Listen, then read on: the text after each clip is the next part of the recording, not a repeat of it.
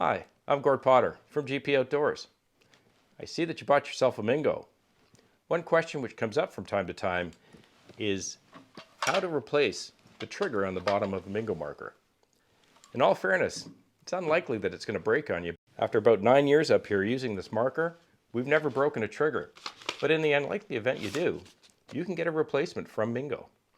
I'll show you how to replace it. It's very simple. You're going to need your marker. You want to head over to Toolbox, grab your Allen key set. You're going to need the 7/64. You're going to want to remove the wheel first, and there are 8 different Allen screws across the marker that you need to remove in order to replace the trigger underneath. Before you begin, you want to take a look at the orientation of that trigger.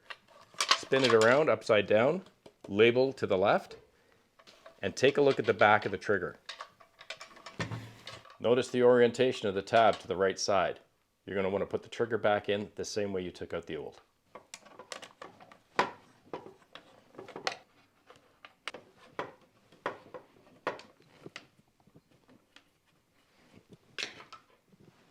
With all 8 of these screws removed, you want to lift the top half of the Mingo off, place it aside, and you'll see how the trigger fits in.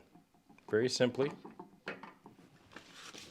take your replacement, you'll notice it's identical, and all you're going to do, place it back the same way the old one came out. Put your 2 halves together, and screw the Mingo back together.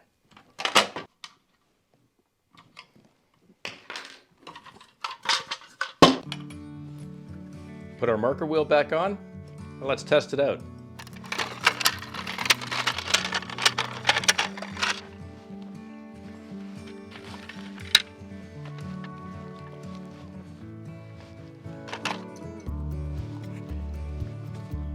Just like clockwork. Well, I hope the video has been helpful. Enjoy your time in the forest. Cheers.